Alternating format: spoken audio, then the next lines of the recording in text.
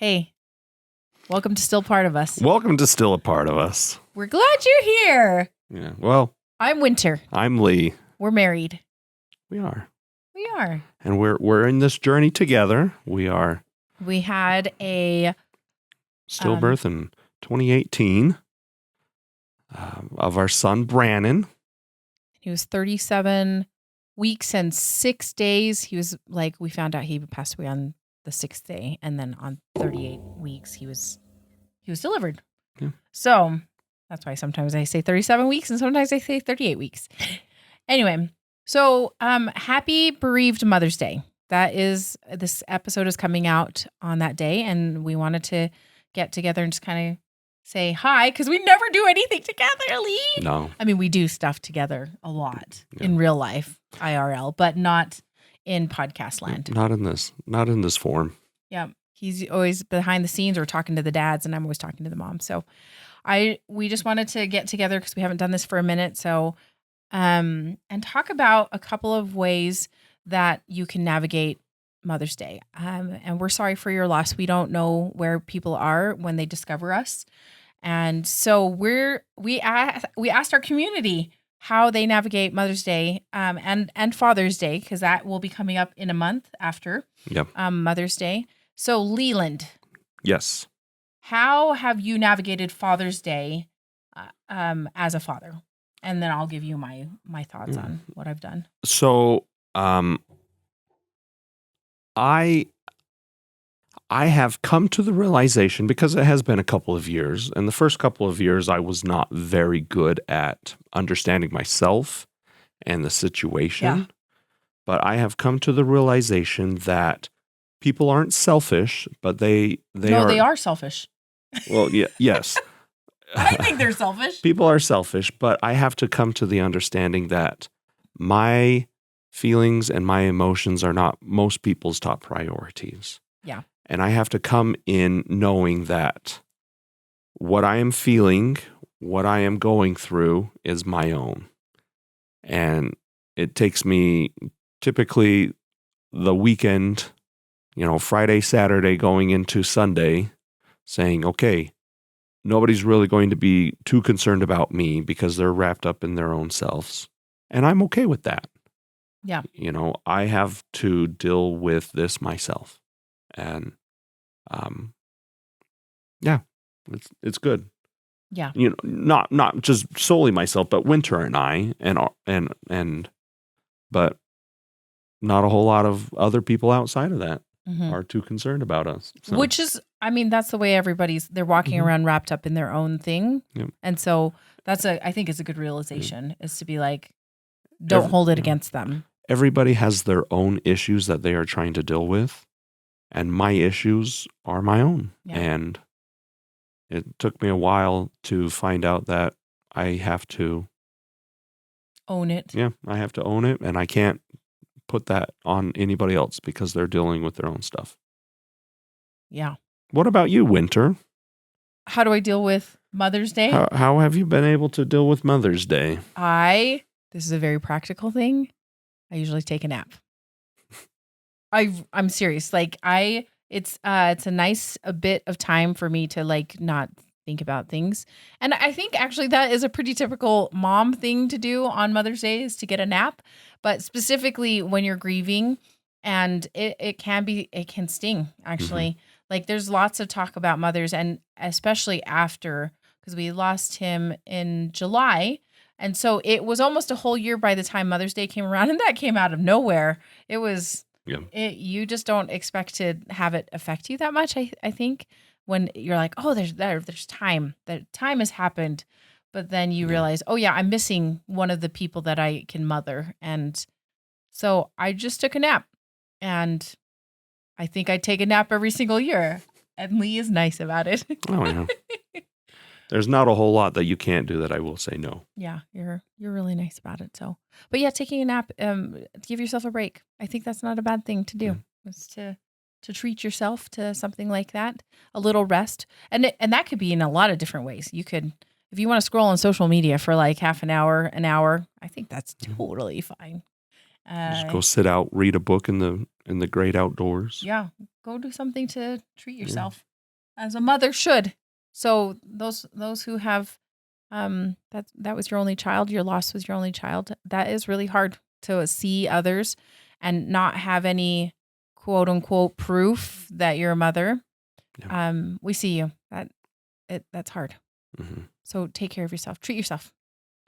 Go treat yourself. Yeah. Okay, so we opened it up to our community, and our community is awesome.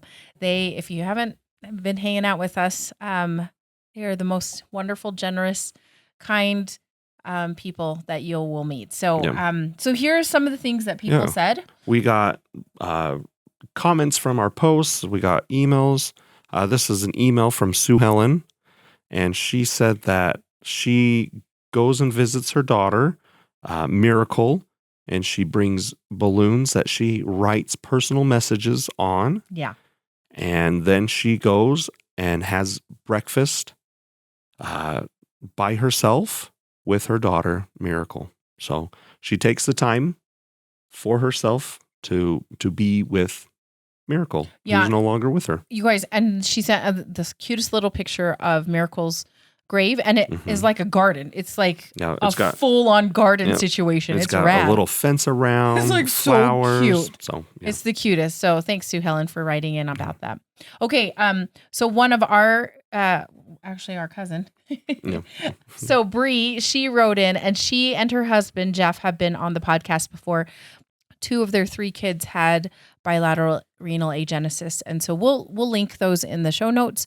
And you can listen to them because it's pretty rough for them to have lost 2 children.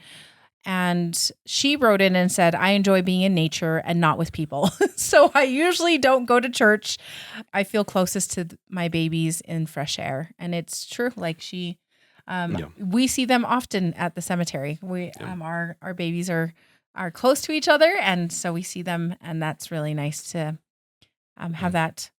And a lot of people find solace in church, but especially during Mother's Day when there's so much emphasis on the maternal, it can be quite harmful to. It can be hard to hear. Hard to hear. So, we're not going to judge anybody, but if you need to take the time away. So.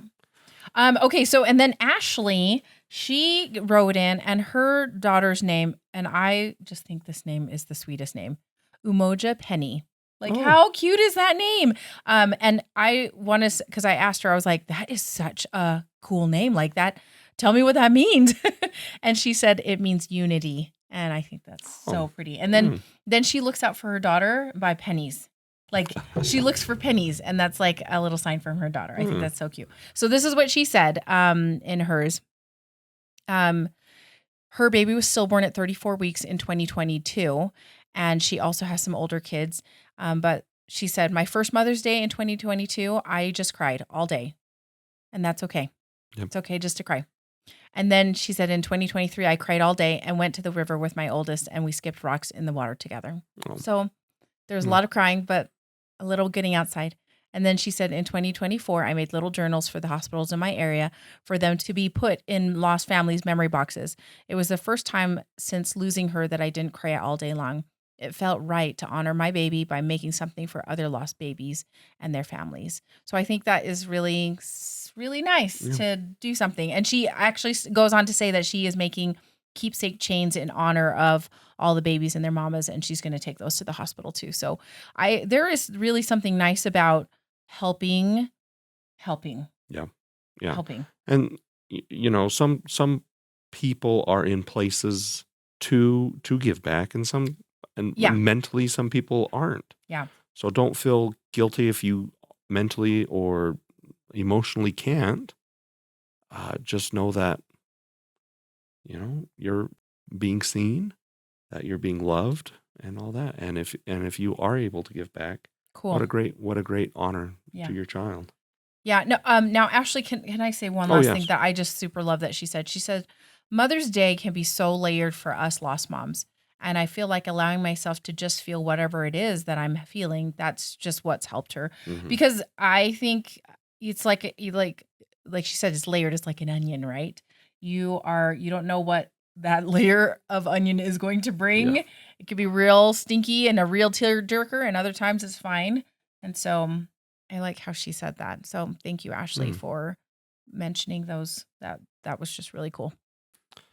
Another person who responded, her name's Lisa, and she goes on and talks about how during the funeral, a lot of people came and were just sort of having a party. They were being jovial, and she was sort of in a daze, and she just couldn't really understand what was going on. And then her sister came later, a couple days later, it seems. And didn't go to the funeral, if I'm not mistaken. Yeah, she said she couldn't come to the funeral, but came later, and just wanted nothing to really do with Lisa's baby. And she said, I came here to not be sad. Yeah, not be sad, and I can't look at these gloomy pictures. And I just, and that was heartbreaking. That's very hard. That's very hard and heartbreaking. But Lisa said, she says that she was then able to say, I can deal with this myself. And she actually went on to lose another baby. Yeah. And she is able to deal with that grief by herself and not depend on others for comfort or support. Yeah. And she's just a strong mother.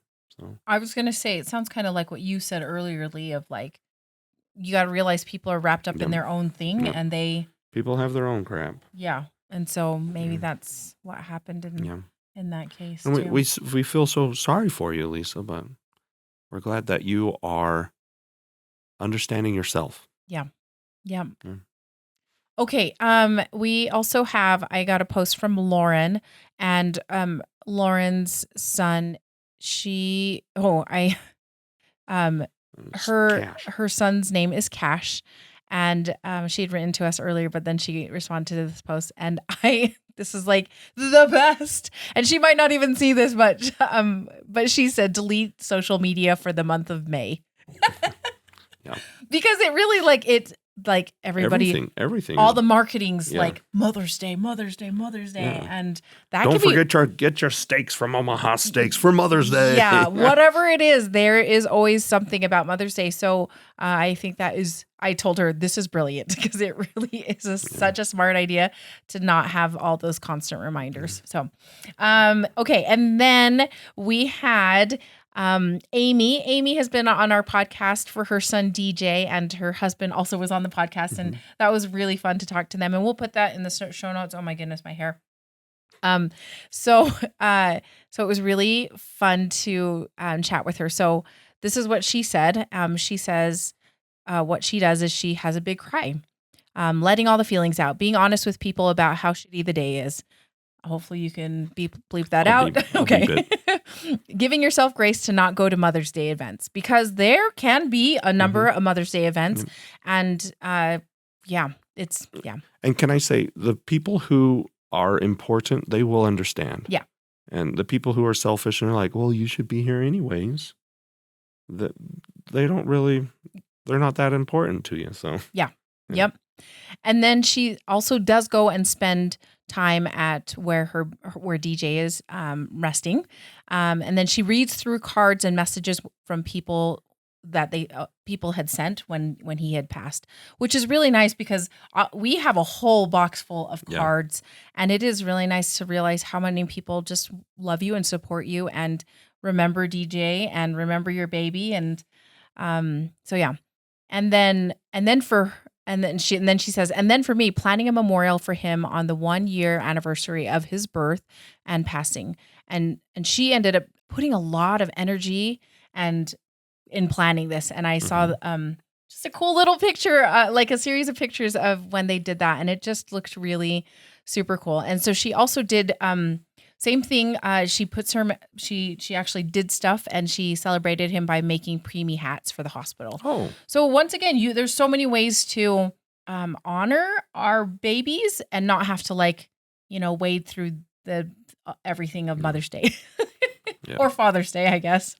So thank you, Amy, for sending that.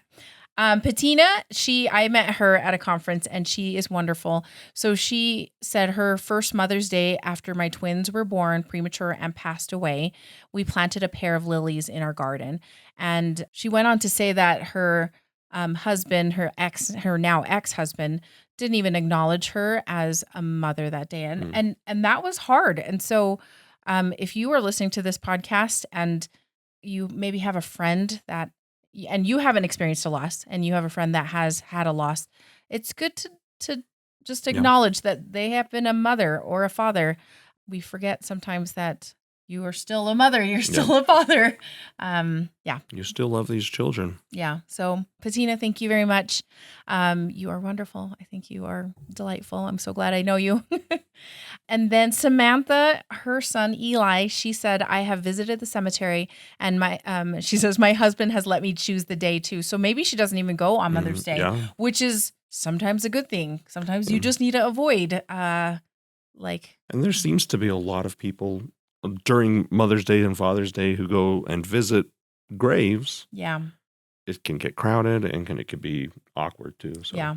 And then she said the first one, she spent her first Mother's Day, she spent in silence. Sometimes that's the way it needs to be. And I think she lost her son in 2022. So it has not been very long for her either. Okay. And then we had Jessica write in. And she also had an Eli. Her son's name is Eli as well, I believe. And she said, I think of the day the same way as I think of my son's birthday, that it is a day to celebrate them. Yeah, every other day is for mourning and grieving. Easier said than done, but I try to find the joy on those days and focus on the love. And then she does say, being in nature helps me the most, looking for the beauty.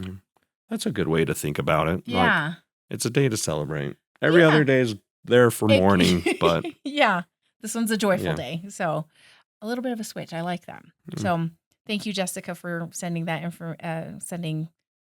in. Okay. And then Emily, she had her daughter, Margaret, and she had Margaret actually right around Mother's Day. Like I remember, so we interviewed we interviewed Emily and Dustin on our podcast, and we'll drop their links in the show notes as well, so you can listen to them. But she said, avoided church, planted flowers, and she has a beautiful flower garden for Margaret. It's like really cool. And then she said, unfortunately, Mother's Day is always Margaret's birthday weekend too. So it can be really hard for them.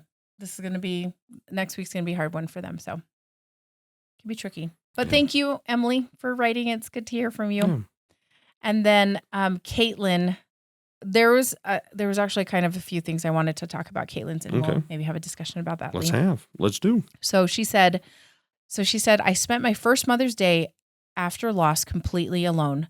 May sound like a red flag, but I slept in, stayed in my pajamas, watched movies, and turned off social media. So good job turning off social media.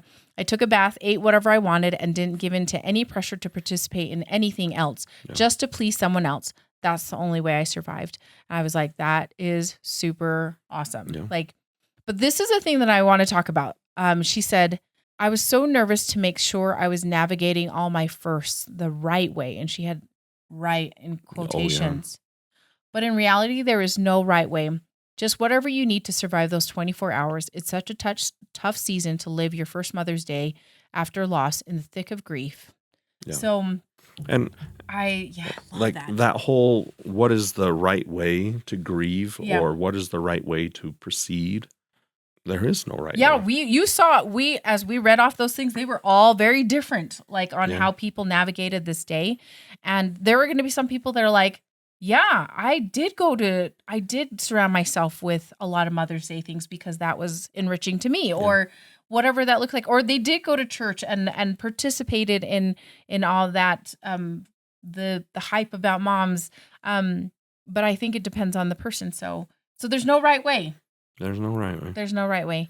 And the sad thing is you just have to survive it. You have to experience and learn and survive. Yeah. But if you are, I'm going to just throw this out there. If you are supporting a mom who has had a loss, acknowledging them as a mom is huge. Yeah. It can be in a very small way or a big way, but saying Happy Mother's Day to them too, that is really, really nice. Yeah. Yeah. Anyway, thanks for joining us today. Thank you. And happy bereaved Mother's Day. We see you, and happy Mother's Day.